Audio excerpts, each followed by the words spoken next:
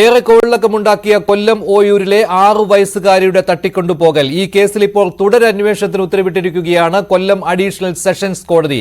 News 18 പുറത്തുവിട്ട ഒരു വാർത്തയാണ് ഇതിലേക്ക് നയിച്ചത്.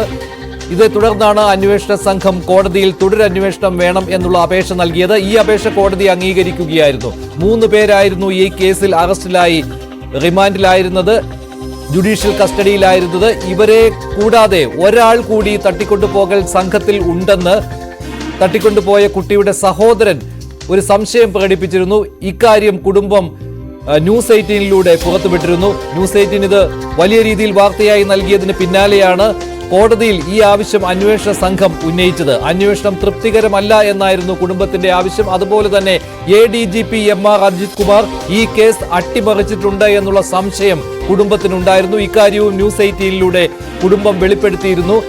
ഈ കാര്യങ്ങൾ വലിയ വിവാദമായതിന് പിന്നാലെയാണ് തുടരന്വേഷണം വേണം എന്നുള്ള ആവശ്യം അന്വേഷണ സംഘം തന്നെ കോടതിയെ അറിയിച്ചത്. ഇതോടൊപ്പം തന്നെ 2ാം പ്രതിയായ അനിത കുമാരിക്ക് കോടതി ജാമ്യവും അനുവദിച്ചിട്ടുണ്ട്. തട്ടിക്കൊണ്ടുപോയ സംഘത്തിൽ ഒരാൾ കൂടി ഉണ്ടായിരുന്നുവെന്ന സഹോദരന്റെ മൊഴിയാണ് ഇക്കാര്യത്തിൽ നിർണായകമായത്. അന്വേഷണം ഇതേക്കുറിച്ച് പോലീസ് നടത്താത്തതാണ് ഇപ്പോൾ ഇങ്ങനെയൊരു സംശയത്തിന് ഇട നൽകിയിരിക്കുന്നതും തുടരന്വേഷണം വേണമെന്നും ഇപ്പോൾ കോടതി ഉത്തരവ് നൽകിയിരിക്കുന്നത്. കൊല്ലം അഡീഷണൽ സെഷൻസ് കോടതിയുടേതാണ് ഉത്തരവ്.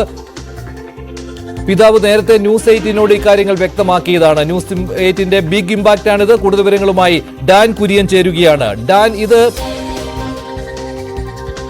കുട്ടിയുടെ പിതാവായ റെജി ഇക്കാര്യം ഡാനിനോട് സംസാരിച്ചതാണ്, ഇങ്ങനെയൊരു സംശയം ഉണ്ട് എന്ന്. അത് മാത്രമല്ല ADGP MR അജിത് കുമാറിനോട് ഇക്കാര്യം പറഞ്ഞപ്പോൾ അത് കുട്ടിയുടെ സംശയം മാത്രമായിരിക്കും എന്ന് പറഞ്ഞ് തള്ളിക്കളയുകയായിരുന്നുവെന്ന്. അതുപോലെ ഒരു പ്ലോട്ട് ഉണ്ടാക്കുകയാണോ പോലീസ് എന്നുള്ള സംശയവും ബലപ്പെട്ടിരുന്നു. ഇപ്പോൾ കോടതിയിൽ അന്വേഷണ സംഘം എന്തായിരുന്നു ആവശ്യപ്പെട്ടിരുന്നത്? ഇപ്പോൾ കോടതി നൽകിയിരിക്കുന്ന നിർദ്ദേശം എന്തൊക്കെയാണ്?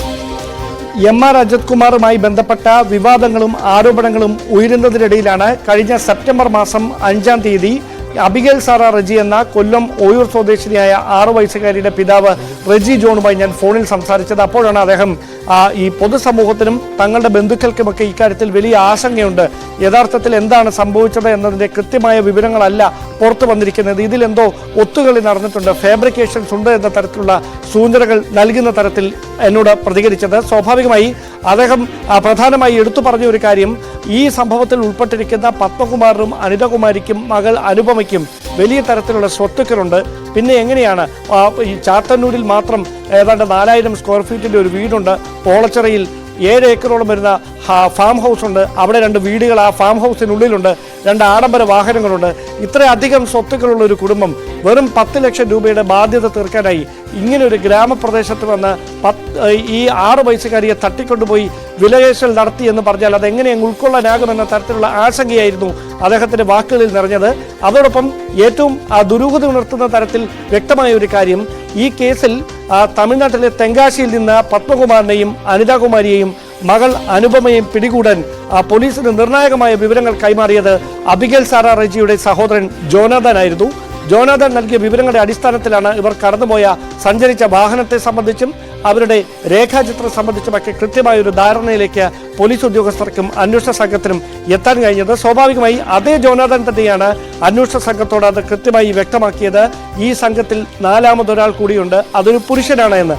പക്ഷേ ഇതുമായി ബന്ധപ്പെട്ട ചോദ്യങ്ങളോട് ക്രമസമാധാന ചുമതല ഉണ്ടായിരുന്ന ADGP MR അജിത് കുമാർ എന്ന കൊല്ലം പോലീസ് ക്ലബിന് മുമ്പിൽ പ്രതികരിച്ചത് അത് കുട്ടിയുടെ തോന്നൽ മാത്രമായിരിക്കാമെന്നാണ്. സ്വാഭാവികമായി നമുക്കറിയാം ഇത്തരം വിവാദമാകുന്ന കേസുകളിൽ എല്ലാ സാധ്യതകളും പരിശോധിച്ചതിന് ശേഷം മാത്രമാണ് കൃത്യമായ ഒരു നിഗമനത്തിലേക്ക് പോലീസിന് എത്താൻ കഴിയുന്നത്.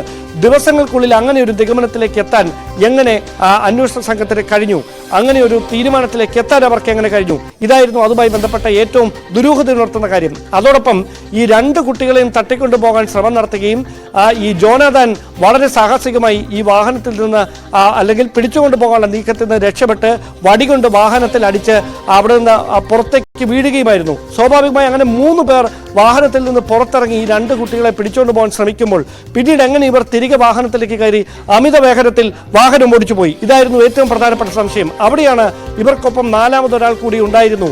അങ്ങനെയാണെങ്കിൽ ആ 4ാമതുണ്ടായിരുന്നു എന്ന് പറയപ്പെടുന്ന പുരുഷൻ ആരാണ് എന്ന തരത്തിലുള്ള സംശയങ്ങളൊക്കെ ഉയർന്നത്. അവിടെ കൃത്യമായ ഒരു അന്വേഷണം ഒന്നും നടന്നില്ല എന്ന് മാത്രമല്ല അതുമായി ബന്ധപ്പെട്ട വെളിച്ചം വീശാവുന്ന തരത്തിലേക്കുള്ള തെളിവുകളടക്കം നശിപ്പിക്കപ്പെട്ടോ എന്ന തരത്തിലുള്ള ആശങ്കകളും ഉയർന്നു വന്നിരുന്നു. അതിനിടയിലാണ് കഴിഞ്ഞ സെപ്റ്റംബർ 5-ാം തീയതി ന്യൂസ് 18 വാർത്ത പുറത്തുവിടുന്നത്. അത് ക്രൈംബ്രാഞ്ച് സംഘം കൊല്ലം അഡീഷണൽ സെഷൻസ് കോടതിയെ അറിയിക്കുകയായിരുന്നു. അവിടെ കോടതിയുടെ ഭാഗത്ത് ഇപ്പോൾ നിർണായകമായ ഇടപെടലുണ്ടായിരിക്കുന്നു. എത്രയും പെട്ടെന്ന് ഇതുമായി ബന്ധപ്പെട്ട തുടരന്വേഷണം നടത്തി റിപ്പോർട്ട് സമർപ്പിക്കാനുള്ള തീരുമാനമാണ് കോടതിയുടെ ഭാഗത്തു നിന്നുണ്ടായിരിക്കുന്നത്. ശരി, ഡാനും അബിഗേൽ സാറ റെജിയുടെ പിതാവായ റെജിയും തമ്മിൽ ഫോണിൽ സംസാരിച്ചിരുന്നു നേരത്തെ. അത് ന്യൂസ് 18 പുറത്തുവിട്ടതിന് ശേഷമാണ് അന്വേഷണ സംഘത്തിനും ഇത്തരം ഒരു സംശയം ഉണ്ടാവുകയും എന്നാൽ അന്വേഷണം കൂടുതൽ നടത്തണം എന്നുള്ള ആവശ്യം അന്വേഷണ സംഘം കോടതിയെ അറിയിക്കുകയും ചെയ്തത്. നിർണായകമായി മാറിയ ആ ഫോൺ സംഭാഷണം ഇപ്പോൾ വീണ്ടും കേൾക്കാം. നമുക്ക് മനസ്സുകൊണ്ട് നമുക്ക് അങ്ങനെ ഉൾക്കൊള്ളാൻ സാധിച്ചില്ല. കാര്യം അത്തരത്തിലൊരു സാമ്പത്തിക ബാധ്യത കൊണ്ട് അവർ ഇങ്ങനൊരു കുറ്റകൃത്യം ചെയ്യുമെന്ന് ഒരിക്കലും ഞാൻ ഇപ്പോഴും ചിന്തിക്കുന്നില്ല. പക്ഷെ എങ്കിലും അന്വേഷണ സംഘത്തിന്റെ ഭാഗത്തിൽ ഇരിക്കുന്നതും അന്വേഷിച്ച് ആ കാര്യങ്ങൾ കൊണ്ടുവന്നത് കൊണ്ട് നമ്മൾ അതിനകത്തോട്ട് കൂടുതൽ ഇൻവോൾവ് ആയില്ല. കാരണം എന്നെ സംബന്ധിച്ച് അല്ലെങ്കിൽ ഞങ്ങളുടെ കുടുംബത്തെ സംബന്ധിച്ച് ഇന്ന് നമുക്കറിയാം സമൂഹത്തില് പല കുഞ്ഞുങ്ങളും ഇങ്ങനെ സംഭവത്തില് ഏത് രീതിയിലാണ് സാഹചര്യമുണ്ട്. പക്ഷെ ആ പിന്നീട് ഉണ്ടാവുന്ന ഒരു അവസ്ഥ എന്താണെന്ന് നമുക്കറിയാം.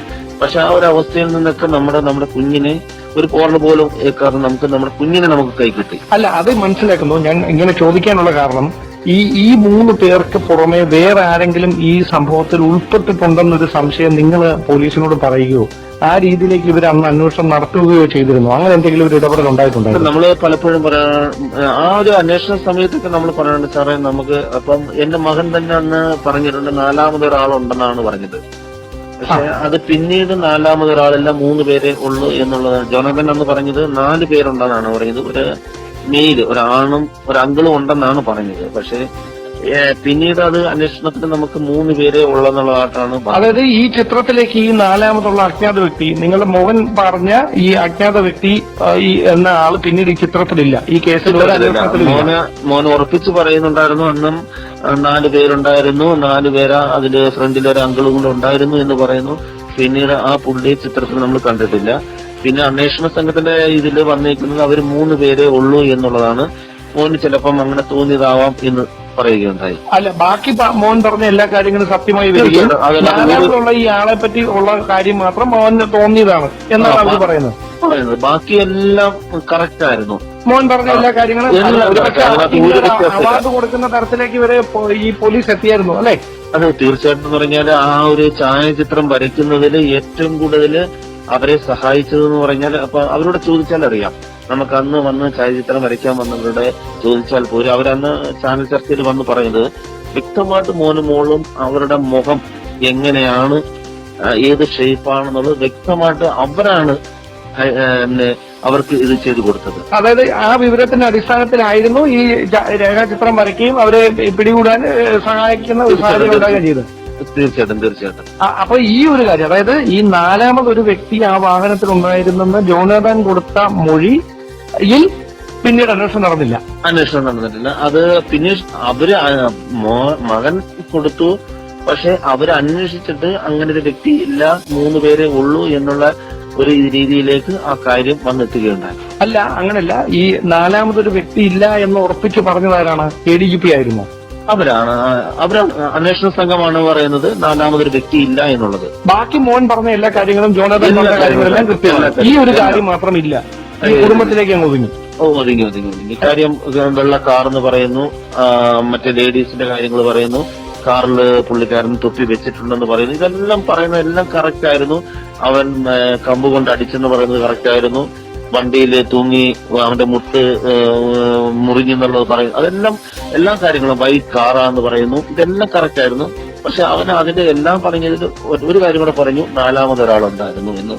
അതവൻ അന്ന് ഉറപ്പിച്ച് പറഞ്ഞിരുന്നു. പിന്നീട് അതൊരു പുരുഷനായിരുന്നു എന്നാണോ പറഞ്ഞത്? അത് പുരുഷനായിരുന്നു എന്നാണ് അന്ന് പറഞ്ഞിരുന്നത്. ഓക്കെ. അപ്പൊ എന്റെ സംശയമുള്ള കാര്യം, അങ്ങനെ ഇവരെ ഈ 3 പേരിലേക്ക് അന്വേഷണം ഒതുക്കിയിട്ടുണ്ടെങ്കിൽ അത് എന്തുകൊണ്ടാണെന്നാണ് റെജി മനസ്സിലാക്കുന്നത്? റെജിക്ക് അപ്പോഴുണ്ടായ സാഹചര്യങ്ങളിൽ നിന്ന് നിങ്ങൾ എന്താണ് മനസ്സിലാക്കുന്നത്?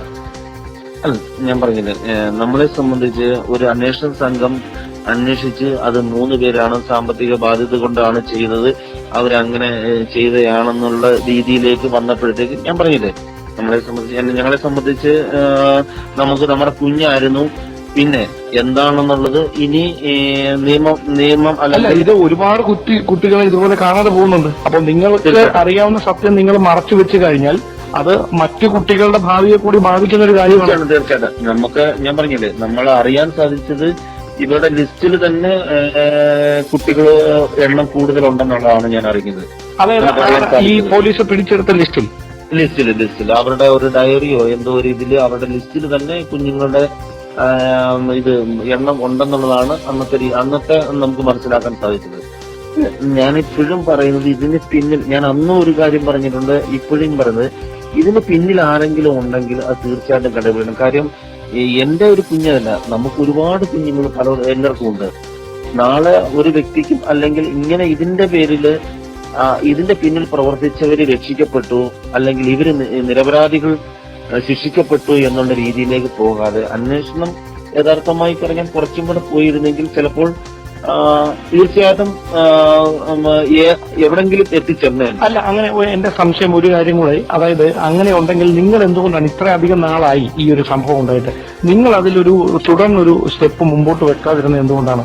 അല്ല, നമുക്ക് വേണമെങ്കിൽ അന്വേഷണ സംഘത്തിനോട് ഇത് തൃപ്തികരമല്ല, ഇതൊരു പുനരന്വേഷണം വേണമെന്ന് വേണമെങ്കിൽ പറയാമായിരുന്നു. ഞാൻ പറഞ്ഞില്ലേ, നമ്മളെ സംബന്ധിച്ച് ഒരു ഓപ്പൺ മൈൻഡിൽ ഞാൻ പറയുന്നത് പറയാം, നമ്മുടെ ഒരു വിശ്വാസ രീതി അനുസരിച്ച് നമ്മുടെ കുഞ്ഞിനെ ഒരു പോറൽ പോലും ഏൽക്കാതെ ലോകം മുഴുവനും കണ്ണീരോടെ പ്രാർത്ഥിച്ച് നമ്മുടെ കുഞ്ഞിനെ കിട്ടി. ഇപ്പോഴും നമ്മള് മനസ്സിൽ ചിന്തിക്കുന്ന ഒരു വ്യക്തിന് ആരാണ് ഇത് തെറ്റ് ചെയ്തത്, ആരാണ് കുറ്റം ചെയ്തത്, അല്ല ആരാണ് ഇത് ചെയ്തത്, അവർക്ക് അവരുടെ ശിക്ഷ ദൈവം കൊടുക്കും അല്ലെങ്കിൽ കാലം നാളെ അവർക്ക് കൊടുക്കും എന്നുള്ള നിങ്ങളുടെ വിശ്വാസവുമായി തുടരട്ടെ. അതുമല്ല, ഒരു തുടരന്വേഷണം ആയിട്ട് നമ്മൾ മുന്നോട്ട് പോയി കഴിഞ്ഞാൽ കാര്യം നമുക്ക് അതിനുള്ളൊരു ആസ്തിയോ അല്ലെങ്കിൽ അതിനൊരു പിടിപാടോ മറ്റോ കാര്യങ്ങളോ ഇല്ല. എവിടെ എത്തിച്ചേരും എന്താവും എന്നുള്ളൊരു ഇത് തോന്നുന്നുണ്ട്. പക്ഷെ നിങ്ങളുടെ മനസ്സിലൊരു സന്ദേഹമുണ്ട്, ഈ ഒരു വിഷയത്തിലൊരു സന്ദേഹം. അത് ഞങ്ങൾക്ക് എല്ലാവർക്കും ഉണ്ട്, പൊതുസമൂഹത്തിനുമുണ്ട്, ഞങ്ങളുടെ കുടുംബത്തിനും എല്ലാവർക്കും ഉണ്ട്. പക്ഷെ ഞാൻ പറഞ്ഞില്ലേ, പിന്നീട് നിങ്ങൾ ഈ ഉദ്യോഗസ്ഥർ എപ്പോഴെങ്കിലും സംസാരിക്കുകയോ ഇതിന്മേൽ തുടർ നടപടികളുമായി മുമ്പോട്ട് അങ്ങനെ എന്തെങ്കിലും നിർദ്ദേശം തരിക, അങ്ങനെ എന്തെങ്കിലും നടന്നിട്ടുണ്ടോ? ഇല്ലില്ല, ഒന്നും തന്നിട്ടില്ല. നമ്മള് പിന്നീട് ഇതുമായിട്ട് ആരുമായിട്ടും സംസാരിച്ചിട്ടില്ല. പിന്നീട് ഞാൻ ഇടയ്ക്ക് ക്രൈംബ്രാഞ്ച് ഓഫീസിൽ ഇങ്ങനെ കഴിഞ്ഞ 30-ാം തീയതി കേസ് എന്തായെന്ന് ഞാൻ വിളിച്ച് ചോദിച്ചപ്പോഴാണ് പറഞ്ഞ് റജി കേസ് 6-ാം തീയതിയിലേക്ക് മാറ്റി വെച്ചേക്കുവാണെന്ന് പറഞ്ഞത്.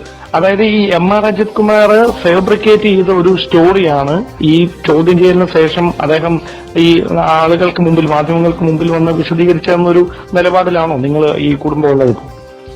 ഞങ്ങളുടെ കുടുംബം അതല്ല, പൊതുസമൂഹം ഇപ്പോഴും പറയുന്ന ഒരു കാര്യം എന്ന് പറഞ്ഞാൽ പുള്ളിയുടെ ആ ഒരു പ്രസ്താവന ഫാബ്രിക്കേറ്റഡ് ആണ് എന്നുള്ളത്. അതിനകത്ത് ചില വാക്കുകൾ എടുക്കുമ്പോൾ നമുക്കത് മനസ്സിലാവുന്നത് ഫാബ്രിക്കേറ്റഡ് ആയിട്ടുള്ള വാക്കുകളാണ് എന്നുള്ളത് പൊതുസമൂഹം നമ്മോട് പറഞ്ഞിട്ടുണ്ട്. പക്ഷെ നമ്മൾ അതിനകത്തോട്ട്, ഞാൻ പറഞ്ഞില്ലേ, നമ്മൾ അതിനകത്തോട്ട് ഡീപ്പായിട്ട് കാര്യങ്ങളൊന്നും നമ്മൾ ആരുടെയും അതിനോടൊരു പ്രതികാര രീതിയിലോ ഒന്നും നമ്മൾ സംസാരിച്ചിട്ടില്ല. നമ്മൾ ഇപ്പോഴും ചിന്തിക്കുന്നത് ആരാണോ തെറ്റ് ചെയ്തത്, ആരാണോ ചെയ്തത് അവർക്ക് ശിക്ഷ ലഭിക്കും, ഇന്നല്ലെങ്കിൽ നാളെ അവർക്ക് ലഭിക്കും എന്നുള്ളൊരു ചിന്താഗതിയിൽ ജീവിക്കുന്നത് കൊണ്ടാണ് നമ്മൾ ആ രീതിയിലേക്ക് പോകാം. പിന്നെ ഞാൻ പറഞ്ഞില്ലേ, നമുക്ക് ആ ഒരു പുനരന്വേഷണം അല്ലെങ്കിൽ ആ രീതിയിലോട്ട് പോകണം, അല്ലെങ്കിൽ ഈ കേസ് ഇത് അന്വേഷണം ശരിയായില്ല എന്ന് പറഞ്ഞ് മുന്നോട്ട് പോകുവാനുള്ള ഒരു സാമ്പത്തികമോ ഫിനാൻഷ്യൽ സപ്പോർട്ടോ അല്ലെങ്കിൽ ബാക്ക്ഗ്രൗണ്ട് സപ്പോർട്ടോ ഒന്നും നമുക്കില്ല. ഓയൂർ കേസിൽ തുടരന്വേഷണത്തിന് ഉത്തരവിട്ടിരിക്കുകയാണ് കൊല്ലം അഡീഷണൽ സെഷൻസ് കോടതി. ന്യൂസ് 18 വാർത്ത അന്വേഷണ സംഘം കോടതിയെ അറിയിക്കുകയും അങ്ങനെ കോടതി തുടരന്വേഷണത്തിന് ഉത്തരവിടുകയുമാണ് ചെയ്തത്. ന്യൂസ് 18 വാർത്ത ഇതായിരുന്നു. ഇപ്പോൾ കേട്ട അഭിഗേൽ സാറ റെജിയുടെ പിതാവായ റെജിയും ഞങ്ങളുടെ പ്രതിനിധി ഡാൻ കുര്യനും തമ്മിലുള്ള ഫോൺ സംഭാഷണം.